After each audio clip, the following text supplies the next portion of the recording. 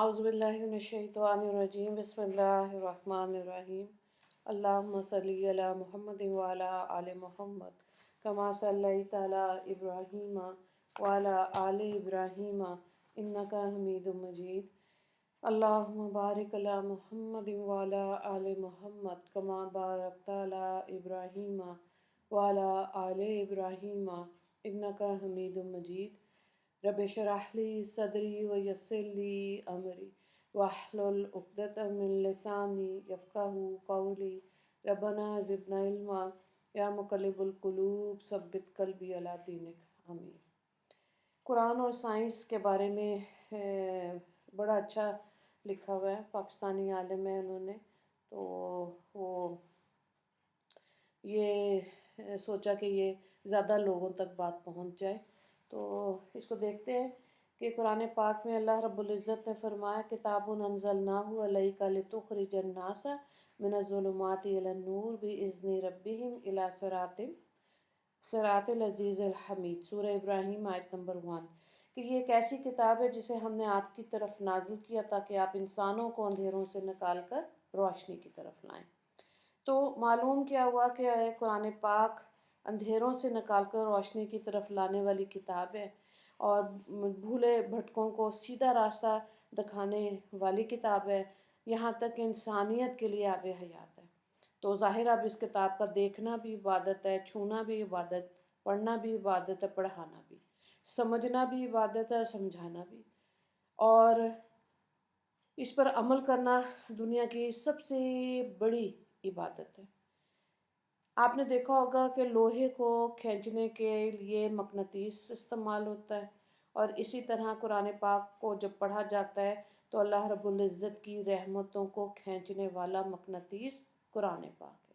اللہ تعالیٰ نے قرآن پاک میں فرمایا وَإِذَا قُرِئَ الْقُرْآنُ فَاسْتَمِعُوا لَهُ وَانصِتُوا لَعَلَّكُمْ تُرْحَمُونَ، اور جب قرآن پڑھا جائے تو تم اس کو توجہ سے سنو، خاموش رہو، تاکہ تم پر اللہ کی رحمتیں برسائی جائیں۔ ٹھیک ہے، تو ظاہر ہے اس کی برکتیں تو ہمارے بزرگوں نے بھی اپنے گھروں میں دیکھی۔ ظاہر ہے فجر کے بعد قرآن پاک گھروں میں پڑھا جاتا ہے، جن گھروں میں بھی، تو ماشاءاللہ وہ مبارک بات کے مستحق ہے، سارا دن برکتوں والا ہوتا ہے۔ یہ اس قرآن کا اعجاز ہے کہ اس کے حروف، اب تو خیر یہ اپرچونٹی بہت آسان ہے کہ تجوید کے ساتھ بھی قرآن پاک پڑھا سمجھا جاتا ہے، بلکہ جب یہ اپرچونٹی مل گئی تو قرآن پاک اپنی زیر زبر پیش کو ٹھیک کرنا چاہیے۔ تو الحمدللہ یہ کتاب ہمارے پاس ہے جو دلوں کو سکون دینے والی، اللہ کی رحمتوں کو کھینچنے والی، اور ایک پرسکون زندگی گزارنے کے لیے قرآن کے ساتھ اپنا تعلق بنانا بے حد ضروری ہے۔ قرآن پاک اب سائنس کے حوالے سے تھوڑا سا آج ہم دیکھیں گے۔ قرآن مجید کتاب ہدایت جو بندے کو سیدھا راستہ دکھانے کی رہنمائی کرتی ہے، تاہم یہ اللہ رب العزت کا کلام ہے۔ دیکھا کیا گیا ہے کہ جس شعبے سے بھی تعلق رکھنے والا بندہ ہو، جب وہ اس کی تلاوت کرتا ہے تو اس کو اپنے شعبے سے متعلقہ کچھ اسرار و رموز، نکات اس کے ذہن میں آتے ہیں۔ چنانچہ اس کتاب میں کتنے سائنسی اشارات ہیں، ان میں سے مختصر کو ہم آج دیکھتے ہیں۔ سورہ حامیم سجدہ آیت نمبر 35، سَنُرِيهِمْ آیَاتِنَا فِی الْآفَاقِ وَفِی أَنفُسِهِمْ حَتَّى يَتَبَيَّنَ لَهُمْ أَنَّهُ الْحَقُّ، ہم ان کو اپنی نشانیاں دکھائیں گے آفاق میں اور انفاس میں، حتیٰ کہ ان پر حق کھل جائے گا، بالکل واضح ہو جائے گا۔ تو آفاق تو کہتے ہیں انسان کے باہر کے ماحول کو، اور نفس کہتے ہیں انسان کے اندر کی جہان کو۔ چنانچہ اگر ہم چاروں طرف دیکھیں تو قدرت کی کتنی نشانیاں ہیں جن کو ہم اپنے آنکھ سے دیکھ سکتے ہیں۔ قرآن پاک وہ کتاب ہے جس نے آنکھوں کو بند کرنے کا حکم نہیں دیا بلکہ آنکھیں کھول کر دیکھنے کا حکم دیا۔ قرآن پاک میں آتا ہے الم ترا، کیا تم نے نہیں دیکھا؟ الم ترو، کیا تم لوگوں نے نہیں دیکھا؟ کتنی آیتیں ہیں جو متوجہ کرتی ہیں کہ تم ذرا دیکھو تو صحیح، اور پھر اپنے عقل سلیم سے اس کو انالیسس کرو، تمہیں حق نظر آئے گا، ہے نا۔ تو قرآن پاک کی اس دعوت پہ قول پر لبیک کہتے ہوئے ہم تھوڑی سی آیات کو آج دیکھ لیتے ہیں۔ دیکھیں پانی جو ہے وہ انسان کی نیسیسٹی ہے، بنیادی ضرورت ہے نا۔ تو قرآن پاک کی کچھ آیات پہ غور کریں تو کیا پتہ چلتا ہے کہ آج سے 1400 سال پہلے جدید سائنس کی بنیاد ہی نہیں تھی، ابھی پہیہ دریافت نہیں ہوا تھا، ڈائنمو نہیں بنا تھا۔ اس وقت قرآن پاک ایک حقیقت کی طرف اشارہ کر رہا تھا۔ کیا کہہ رہا تھا؟ سورہ الانبیاء آیت نمبر 30، وَجَعَلْنَا مِنَ الْمَاءِ كُلِّ شَيْءٍ حَيٍّ، اور ہم نے ہر چیز کو پانی سے زندگی بخشی۔ ٹھیک ہو گیا؟ تو اب دیکھیں کہ یہ تو اللہ کا کلام ہے جو ثابت کر رہا ہے، کہ کتنے کانفیڈنس کے ساتھ یہ بات آ رہی ہے کہ اللہ نے کہا کہ ہم نے ہر چیز کو پانی سے پیدا کیا ہے نا، زندگی بخشی۔ اور آج سائنس کی دنیا کی اتنی تحقیق جو ہے اور جو ڈیولپمنٹس ہوئی ہیں، انہوں نے ثابت کر دیا کہ جہاں پانی ہوگا وہیں انسان زندگی ہوگی ہے نا، وہاں گروتھ ہوگی زندگی کی۔ چنانچہ مریخ پر بھی تحقیق کی گئی ہے نا، اور وہاں پہ جو سائنسدانوں نے مریخ کے اوپر اندازہ لگایا کہ اگر وہاں پانی ہے یا نہیں، اگر مریخ پر پانی مل گیا تو مطلب ہے وہاں لائف ہو سکتی ہے۔ اب یہ 1400 سال پہلے کی بات ہے، اور وہ 1400 سال پہلے کی بات آج سائنس کی دنیا تسلیم کر رہی ہے۔ دوسری چیز دیکھیں، بیلنسنگ یعنی زمین توازن آف ارتھ، ٹھیک ہے، زمین کا توازن۔ تو اس میں قرآن پاک میں ہے سورہ النبا آیت نمبر 7، والجبال اوتادا، اور ہم نے تمہارے لیے ان پہاڑوں کو میخیں بنایا۔ اوتاد اس چیز کو کہتے ہیں جو کسی دوسری چیز کو قابو کرنے کے لیے ہوتی ہے۔ مثال کے طور پر اگر خیمہ لگا تو خیمے کے رستے کو جس لکڑی کے ساتھ باندھتے ہیں اور اس خیمے کو ہولڈ کرتا ہے، اس کو اوتاد کہتے ہیں۔ تو اللہ تعالیٰ فرماتے ہیں ہم نے ان پہاڑوں کو تمہارے لیے اوتاد بنایا تاکہ یہ زمین حرکت نہ کر سکے اور تمہارے لیے بالکل پرسکون رہے، ہے نا۔ تو ورنہ تو یہ کہ زمین کے نیچے کی زمین جو ہے وہ تو روٹیشن میں ہے، وہ گھوم رہی ہے، لیکن کیونکہ اللہ تعالیٰ نے پہاڑوں کو میخیں کے طور پہ استعمال کیا، ہم اس پہ چلتے ہیں، بھاگتے ہیں، اور تو ہمیں احساس نہیں ہوتا، ٹھیک ہے۔ پھر آپ دیکھیں کہ ایک سائنس کے اسٹوڈنٹ کے لیے کافی چیزیں جب وہ پڑھتے ہیں تو ان کو پتہ چلتا ہے کہ اگر ایک ڈایا میٹر کا کوئی پہیہ ہو، ہے نا، اور اس کے کسی ایک طرف 1 گرام کا کوئی فرق ہو تو وہ 1 گرام کا فرق 1 ٹن کا فائنل تھرسٹ دیتا ہے۔ یہی وجہ ہے کہ جب گاڑی چلاتے ہیں تو معمولی سے فرق کی وجہ سے بھی پہیہ اس طرح وائبریٹ کر رہا ہوتا ہے کہ لوگ بیٹھتے ہی کہتے ہیں کہ اس میں توازن نہیں رہا، ٹھیک ہے۔ اور اتنا چھوٹا سا وزن اور گاڑی کی سپیڈ 120 میل فی گھنٹہ ہو تو اس کے اندر اتنی وائبریشن ہو جاتی ہے، اتنا اس کے اندر ہلچل ہو جاتی ہے کہ ہماری زمین کا سرکمفرنس تقریباً 24,000 میل بنتا ہے، اور اس کی سپیڈ 1000 میل فی گھنٹہ، تبھی تو 24 گھنٹے میں دن مکمل ہوتا ہے۔ یہ زمین 1000 میل فی گھنٹے کی رفتار سے چل رہی ہے۔ اس کے اوپر کتنے پہاڑ ہیں، کتنے دباؤ ہیں، کتنے سمندر، صحرا، اور کتنی ملٹی سٹوری بلڈنگز بنی ہوئی ہیں، اللہ اللہ۔ تو اب یہ دیکھیں یہ ساری چیزیں کس طرح پرفیکٹ بیلنسڈ ہیں۔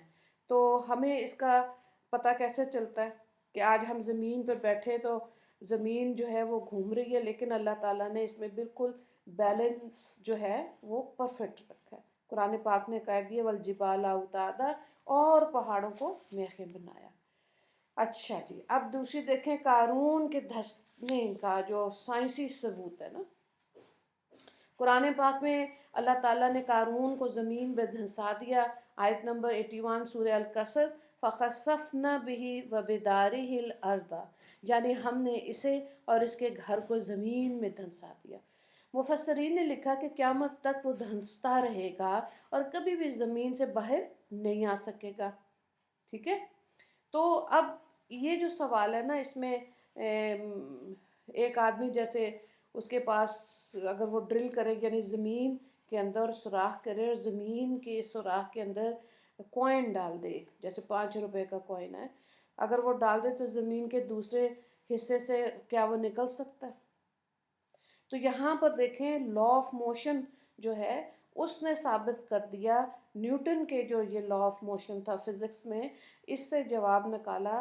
علماء کرام پھر لکھتے ہیں کہ یہ اتنا فاصلہ اتنی سپیڈ سے جا رہا ہے کہ یہ کب نکلے گا کوائن۔ تو کسی نے جواب دیا کہ اتنے عرصے کے بعد، کسی نے اتنے عرصے کے بعد۔ اصل میں جواب یہ تھا کہ زمین کے سوراخ میں ڈالا ہوا سکہ کبھی بھی باہر نہیں نکلے گا، ٹھیک ہے۔ اچھا کیسے؟ انہوں نے پھر اساتذہ کرام نے بات کو سمجھایا کہ جب اوپر سے اس کو ڈالیں گے تو زمین کا جو مرکز ہے، مقناطیس جس طرح ہوتا ہے، جس کو یعنی کہ آپ کہہ لیں کشش ثقل، ٹھیک ہے، جو اس کو کہتے ہیں، تو وہ کشش ثقل کی وجہ سے وہ نیچے کی طرف جائے گا اور وہ تیزی سے بڑھے گا اور سپیڈ بڑھتی جائے گی، اور جب یہ مرکز تک پہنچے گا تو یہ تیز ترین سپیڈ سے نیچے گر رہا ہوگا۔ لیکن جیسے ہی سینٹر سے آگے نکلے گا تو وہی فورس یعنی کہ طاقت اس کے خلاف کام کرنا شروع کر دے گی، اس کو کھینچنا شروع کرے گی، اس طرح اس کی سپیڈ گھٹتی رہے گی، اور ابھی اس زمین سے نیچے گرے گا نہیں کہ اس کو سینٹر پھر اوپر کی طرف کھینچنا شروع کرے گی۔ تو یہ پینڈولم کی طرح ساری زندگی زمین کے سوراخ کے اندر رہے گا، کبھی باہر نہیں جا سکتا۔ اچھا، اس سوال کے بعد یہ بات سمجھ آ گئی کہ یہ جو قرآن نے 1400 سال پہلے کہا، ہم نے اس کو زمین میں دھنسا دیا، مفسرین نے سچ لکھا کہ وہ زمین سے کبھی باہر نہیں نکل سکے گا۔ اسی طرح سے معراج کا واقعہ آپ دیکھیں، نبی کریم صلی اللہ علیہ وآلہ وسلم جو معراج کے موقع پر تشریف لے کر گئے عرش پر، اس کا سائنسی ثبوت کیا ہے کہ سائنس کے پڑھنے والے ان کے لیے ہے کہ دیکھیں اس کے سامنے اس بات کو سائنس کی روح سے واضح کیا گیا کہ تھیوری آف ریلیٹیوٹی، ٹھیک ہے، یہ جو تھیوری ہے جس کو آئنسٹائن نے لکھا، کہ آئنسٹائن وہ سائنسدان ہے کہ آج کی سائنس کی دنیا میں اس کی اتنی عزت کی جاتی ہے جیسے دین کے میدان میں کسی پیغمبر علیہ السلام کی عزت ہوتی ہے۔ اس نے یہ جو نظریہ تھیوری آف ریلیٹیوٹی پیش کیا، اس نظریے میں وقت کے پھیلنے کا تصور ہے، ٹائم ڈیلیشن کا تصور دیا گیا۔ وہ تصور یہ تھا کہ اگر ایک فریم آف ریفرنس ہو تو اس فریم آف ریفرنس کے اندر وقت گزارنے کا اپنا ایک معیار ہے، ٹھیک ہے، اور ہو سکتا ہے کہ اس وقت اس کے اندر وقت اور زیادہ تیزی کے ساتھ گزر رہا یا دیر کے ساتھ گزر رہا، چنانچہ ریلیٹیو ٹائم یہ ہوا۔ پھر یہ بات سمجھ آئی کہ اللہ تعالیٰ نے کہا کہ فرشتے یہاں آتے ہیں، ثم یعرج الیہ فی یوم کان مقدارہ 50 الف سنہ، یعنی قیامت کا دن ایک ایسا دن ہے کہ دنیا کے 50,000 سالوں کے برابر وہ دن ہے۔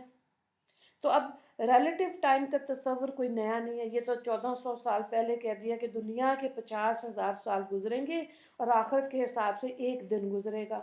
ہمیں اس بات پر حیرت یہ ہے اور خوشی بھی کہ یہ تصور دین اسلام نے دیا اور شریعت نے دیا، قرآن نے دیا، ٹھیک ہے۔ اب یہ اگلا کوشچن یہ ہے کہ جنت میں لوگ ہمیشہ ہمیشہ رہیں گے اور وہاں وقت ایک جیسا رہے گا، یہ کیسے ممکن ہے؟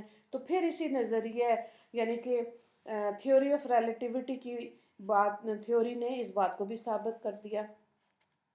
معراج کے اندر 2 طرح کی سواریوں کا تذکرہ ہے، ٹھیک ہے، اب ہم نے سنا ایک سواری کا تذکرہ مفسرین نے بنی اسرائیل کی آیت نمبر 1 سبحان الذی اسری بعبدہ لیلا من المسجد الحرام الی مسجد الاقصی، پاک ہے وہ ذات جو اپنے بندے کو لے گئی مسجد حرام سے لے کر مسجد اقصی تک۔ تو اس سفر کے لیے حدیث پاک میں آیا کہ اللہ پاک نے براق کو بھیجا۔ یہ براق کا لفظ برق سے، اور برق کہتے ہیں بجلی کو، گویا بجلی کی طرح تیز رفتاری سے چلنے والی یہ سواری تھی۔ تو اس سواری نے ہاریزونٹل سفر کیا، ٹھیک ہے۔ نبی کریم صلی اللہ علیہ وآلہ وسلم نے فرمایا کہ وہاں پر میں نے انبیاء کی امامت کرائی، اور پھر میرے لیے ایک دوسری سواری کو لایا گیا جس کا نام تھا رفرف۔ ہاں، تو جب رفرف کی تحقیق کی تو پتہ چلا وہ یہ سواری ہوتی ہے جو انسان کو اونچائی کی طرف لے کے جاتی ہے۔ ایلیویٹرز کو دیکھیں، یہ بھی انسان کو نیچے سے اوپر کی طرف لے جاتے ہیں، کتنی منزلیں تک ایلیویٹرز ہوتے ہیں اور انسان ٹریول کر کے اوپر ہو جاتا ہے۔ تو شریعت نے براق کا لفظ ہاریزونٹل سفر کے لیے استعمال کیا، اور جہاں ورٹیکل سفر کی بات آئی آسمان کی طرف، اس کے لیے رف رف سواری کو اللہ تعالیٰ نے بھیجا۔ ٹھیک ہو گیا؟ اب سوال کیا پیدا ہوتا ہے کہ ٹائم کیسے تھم گیا؟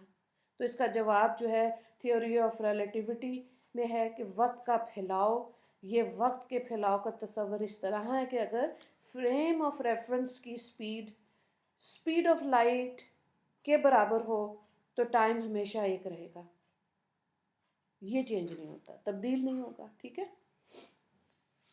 تو اگرچہ یہ سپیڈ کم ہے لیکن جواب مثبت آئے گا اور مستقل رہے گا، یعنی ٹائم آگے کو حرکت کرتا رہے گا، اور اگر فریم آف ریفرنس کی سپیڈ آف لائٹ سے زیادہ ہو تو اب منفی تو جواب منفی آئے گا۔ اسی طرح انسان کا ماضی آنا شروع ہو جائے گا۔ ٹھیک ہے؟ تو معلوم کیا ہوا کہ قیامت کے دن جب اللہ تعالیٰ نے اپنے بندوں کو ان کے اعمال نامے دکھانے ہوں گے تو ہو سکتا ہے فریم آف ریفرنس کی سپیڈ ذرا تیز کر کے دکھائیں، ری پلے کر کے، کیا ہے میرے بندوں تم دیکھو تم نے اپنی زندگی کیسی گزاری۔ ٹھیک ہے؟ ٹی وی کے اوپر بھی اب دیکھیں، جیسے یہ میچز ہوتے ہیں، گیمز ہوتی ہیں، اور ان کے اندر بھی ایکشن ری پلے ہوتا ہے نا؟ تو اللہ کے ہاں بھی ری پلے کرنے کا ایک نظام ہے کہ ہر بندے کو ہم اس کی زندگی دکھائیں گے، اور وہ انکار نہیں کر سکے گا کہ میں نے یہ کام نہیں کیا، اس کو ماننا پڑے گا۔ پھر فرمایا کہ جنت میں ایک وقت ایسا رہے گا، ہو سکتا ہے وہاں فریم آف ریفرنس کی سپیڈ آف لائٹ کے برابر ہو، جس کی وجہ سے ہمیشہ حال رہے گا، اور وہاں یہ ٹائم آگے بڑھے گا ہی نہیں۔ تو نبی کریم صلی اللہ علیہ وآلہ وسلم جب معراج کے سفر پر تشریف لے گئے تو اللہ رب العزت نے آپ صلی اللہ علیہ وآلہ وسلم کو اتنے وقت میں واپس بھی بھیج دیا کہ وضو کا پانی بھی چل رہا تھا، بستر بھی گرم تھا۔ ہو سکتا ہے آگے کا سفر ایک ایسے فریم آف ریفرنس میں ہو کہ یہاں پر ابھی ٹائم گزرا ہی نہ ہو، اور وہ وہاں سے سفر کر کے واپس بھی آ گئے۔ دوسری چیز کو دیکھیں، اللہ تعالیٰ نے یہ جو رویت حلال ہے اور سائنس کی جو بے بسی ہے، اس کے بارے میں سورہ البقرہ آیت نمبر 189 اللہ تعالیٰ فرماتے ہیں یسألونک عن الأہلہ قل ہی مواقیت للناس، کیا ہے میرے پیارے حبیب صلی اللہ علیہ وآلہ وسلم، یہ آپ سے چاند کے بارے میں پوچھتے ہیں، آپ فرما دیجئے کہ یہ انسانوں کے اوقات کے لیے۔ ٹھیک ہے؟ اب آپ دیکھیں کہ اللہ تعالیٰ نے جو مسلمانوں کی ڈیلی عبادات رکھی ہیں وہ سورج کے ساتھ، اور جو منتھلی عبادات ہیں وہ چاند کے ساتھ، ہے نا؟ سورج نکلنے سے پہلے فجر نمازوں کے اوقات، غروب ہو گیا تو مغرب کی نماز، پھر عشاء۔ اسی طرح سے ہم رمضان کا مہینہ، عید کا دن چاند کے ساتھ جو ہے اس کو دیکھتے ہیں۔ اب چاند کا جو مہینہ ہوتا ہے وہ کبھی 29 دن کا ہوتا ہے، کبھی 30 دن کا ہوتا ہے، چنانچہ یہ مسئلہ ہی رہتا ہے کہ یہ مہینے کتنے دنوں کا ہوگا۔ لہٰذا ہر مہینے کے آخر پر چاند دیکھنے والی رویت ایک حلال کمیٹی ہوتی ہے، وہ دیکھتی ہے اور پھر فیصلہ کرتی ہے۔ ٹھیک ہے؟ تو یہاں پہ بات یہ ہے کہ کافروں کو یہ اعتراض وہ یہ کرتے ہیں کہ قمری لیونر کیلنڈر کے پیچھے پڑے ہوئے ہیں مسلمان، حالانکہ سولر کیلنڈر کے حساب سے زندگی گزارنی چاہیے۔ تو بہت سے فقہی مسائل ایسے ہیں، آپ دیکھیں عبادات کے، خواتین کے، حیض کے ہیں، طلاق کے ہیں، تو قمری مہینہ دیکھا جاتا ہے۔ ٹھیک ہے؟ تو اس کے حساب سے پھر فقہ نے بھی ترتیب دی، اور اس کے حساب سے عبادات کرنی آسان، تو اس لیے اس کو سمجھنا بہتر ہے۔ ورنہ تو آپ دیکھیں کہ کتنا روزہ ہے، روزے پہ اگر بات آ رہی ہے کہ جی پاکستان میں روزہ رکھا تھا تو اب کون سے ملک میں ٹریول کر رہے ہیں، روزہ کب افطار کرنا ہے، تو آپ صلی اللہ علیہ وآلہ وسلم نے بس حدیث پاک بتا دی صُمُوا لِرُؤْيَتِهِ وَأَفْطِرُوا لِرُؤْيَتِهِ، کہ جب تم چاند کو دیکھو روزہ رکھ لو، چاند دیکھ لو تو عید منا لو، ہے نا؟ تو بات صحیح ہے کہ جب چاند کو سورج بھی غروب ہو رہا ہے، دن طلوع ہو رہا ہے، تو بس اس سے پہلے روزہ بند کریں، اور جب غروب ہو رہا ہے تو روزہ جو ہے وہ افطار کر لیں، اب جگہ جون سی بھی ہو۔ ٹھیک ہے؟ سیدھی سی بات ہے۔ تو اس لیے یہ ایسی چیزیں ہیں جن کو جب انسان سمجھتا ہے تو زندگی گزارنی آسان ہو جاتی ہے۔ ڈارون کی تھیوری کو دیکھیں، سائنس پڑھنے والے جو اسٹوڈنٹس ہیں وہ ڈارون کی تھیوری پوری دنیا کے اندر مانی جاتی ہے۔ کیا تھی اس کی تھیوری؟ کہ سب کچھ خود بخود پیدا ہو گیا۔ چنانچہ وہ کیا کہہ رہا ہے کہ پہلے پانی تھا، پھر پانی سے مچھلی بنی، مچھلی سے پتہ نہیں کیا کیا کچھ بنتے ہوئے بندر بن گیا، پھر چمپینزی بنا، پھر چمپینزی سے انسان بن گیا، یعنی بندر سے انسان بنا۔ یہ اس کا فائنل رزلٹ اس نے نکالا، لیکن اس پر اعتراضات بھی ہوئے۔ ٹھیک ہے، اعتراض کیا تھا کہ جی چمپینزی بننے میں تو اتنے لاکھوں سال لگے اور چمپینزی سے انسان بننے میں آپ کہتے ہیں تھوڑے سے سال لگے، حالانکہ اس کے اور انسان کے درمیان دماغ کا فرق ہے۔ وہ کہتے ہیں کہ بندر کی دم کے ختم ہونے میں ہزاروں سال لگے، دم کے ختم ہونے میں ہزاروں سال لگے، جسم کے بال ختم ہونے میں ہزاروں سال لگے، چمپینزی کے اندر انسانوں والا دماغ چند ہی سالوں میں آ گیا۔ یعنی جسم کا جو سب سے زیادہ کمپلیکیٹڈ حصہ تھا جس کو ہم دماغ کہتے ہیں، اس دماغ کے بارے میں کہتا ہے کہ یہ بہت تھوڑے سے عرصے میں بن گیا۔ ٹھیک ہے، اچھا اب کیا ہوا، ڈارون کی تھیوری کا رد کیسے ہے؟ جینیٹک انجینئرنگ نے کیا، اور انہوں نے بتایا کہ دیکھو اگر تم یہ مانو کہ بہت سارے چمپینزی تھے تو اس کا مطلب یہ ہو کہ لاکھوں انسان ایک ہی وقت میں بن گئے، حالانکہ ایسا نہیں ہے، بلکہ یہ تخلیق کا سلسلہ ہے، یہ ایک بندے سے شروع ہوا اور وہ بندہ بھی جو مرد تھا۔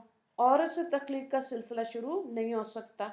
چنانچہ اگر کوئی بندہ یہ دعویٰ کرے کہ سب سے پہلے عورت تھی اور عورت سے یہ سلسلہ آگے چلا، تو جینیٹک انجینئرنگ نے کہا کہ عورت سے یہ سلسلہ چل نہیں سکتا۔ عورت، ٹھیک ہے، کیونکہ انہوں نے کہا کہ مرد اور عورت دونوں میں کروموسومز ہوتے ہیں، دونوں کے کروموسومز کی کل تعداد 46، یعنی مرد کے اندر 23، عورت کے اندر 23، مرد کے اندر XY کروموسومز اور عورت کے اندر XX کروموسومز۔ ٹھیک ہو گیا، ظاہر ہے جب باؤنڈ بنا تو پھر اللہ تعالیٰ فیصلہ کرتے ہیں کہ اللہ نے آگے اس نسل کو کیسے بڑھانا ہے۔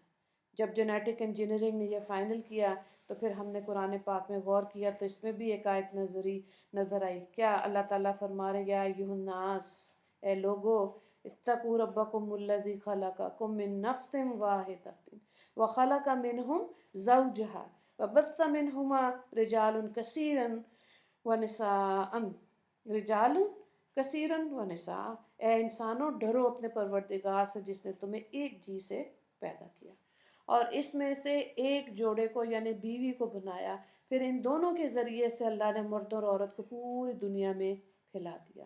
آج سائنس کی دنیا اس چیز کو تسلیم کرتی ہے، خود نان مسلمز جو ہیں وہ ڈارون کی تھیوری کو ریجیکٹ کر چکے ہیں۔ تو اللہ کی چیز جو ہے ظاہر اللہ تعالیٰ نے جو بتائی وہ آج کے دور کے اندر نئی تحقیق جو ہیں وہ بنتی تو ہیں لیکن رد ہو جاتی ہیں، اور قرآن کی بات جو اتنے سالوں پہلے کہی گئی آج لوگ اس کو تسلیم کرتے جا رہے ہیں۔ ایون آپ دیکھیں ناسا کے اندر بھی قرآن پاک کو رکھا ہے، وہ بھی اس کو پڑھتے ہیں اور اس چیز کو مانتے جا رہے ہیں، جیسے جیسے ان کی ڈسکوریز اور انوینشنز ہو رہی ہیں اور اس چیز کو مان رہے ہیں کہ آنے والے وقت میں یہ دنیا جو ہے وہ ختم ہو جائے گی۔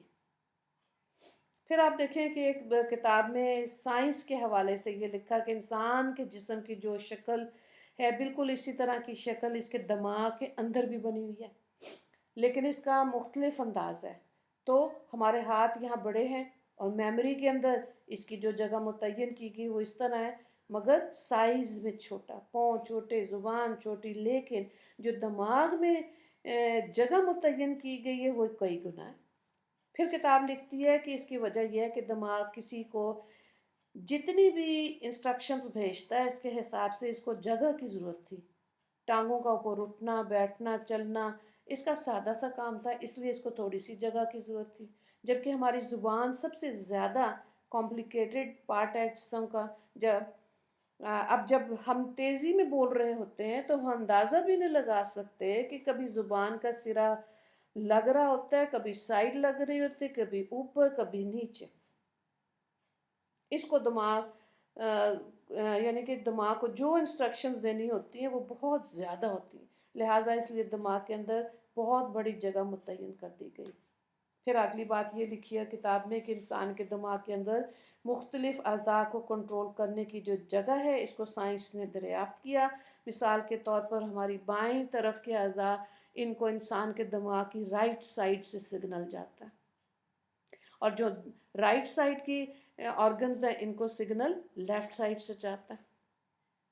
اس میں بھی اور ایک چیز یہ ہے کہ انسان کی بینائی کا کنٹرول سر کے پیچھے کی طرف ہے، اس لیے اگر خدا نخواستہ کوئی بچہ الٹا گرے تو اس کی بینائی اچانک چلی جاتی ہے، یا کسی وجہ سے بندہ زور سے سر کے پیچھے تھپڑ مارے یا کوئی اور چیز مارے تو اس کی بینائی ختم ہونے کا اندیشہ ہوتا ہے، اس لیے احتیاط کرنی چاہیے۔ اور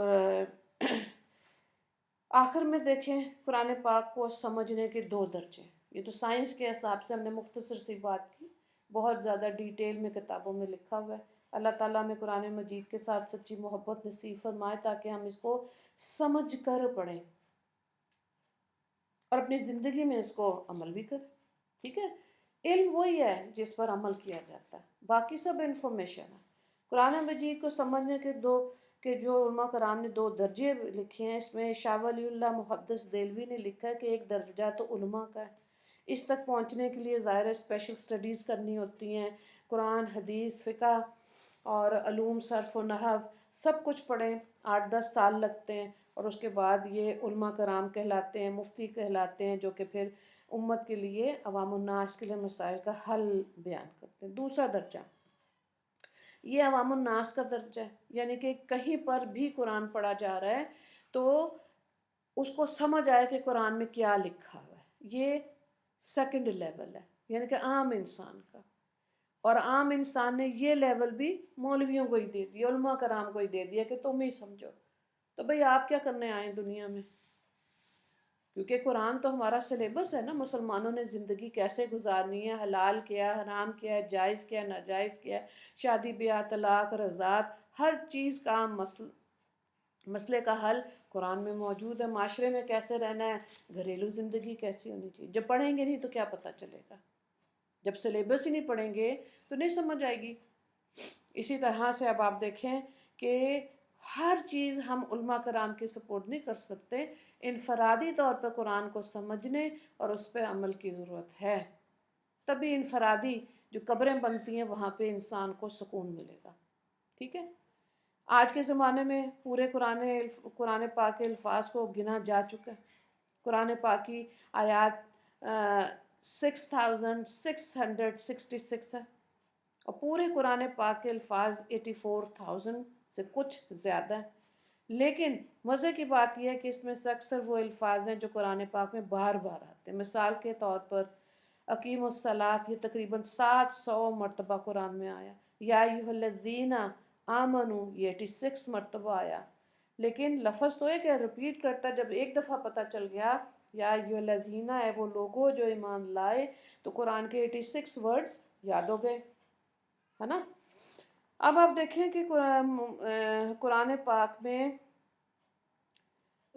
جو گنا جا چکا ہے وہ یہ کہ 2000 الفاظ ایسے ہیں جو کہ نئے ہوتے ہیں، مختلف الفاظ کے ساتھ پورے قرآن میں جو گفتگو کی گئی 2000 ورڈز ایسے ہیں جو انسان اگر یاد کر لے تو قرآن کو سمجھنا آسان ہے، ٹھیک ہے؟